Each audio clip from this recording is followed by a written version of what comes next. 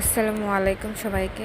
আজকে আমাদের বুকিং ছিল বসুন্ধরার ভিতরে, তাই আমরা রেডি হয়ে বের হয়ে গেলাম ব্রাইডের বাসার উদ্দেশ্যে। আপুর নাম ছিল অনিহা। খুব সুন্দর করে সব কিছু ডেকোরেশন করা ছিল, তাই একটু ভিডিও করে নিলাম।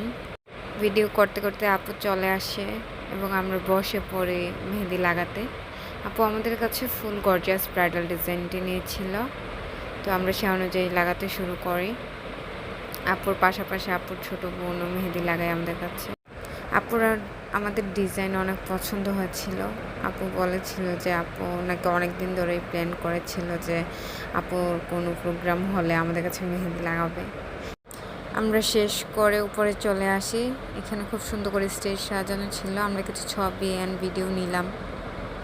সব কিছু শেষ করে বের হতে প্রায় 10:30 বেজে যায়।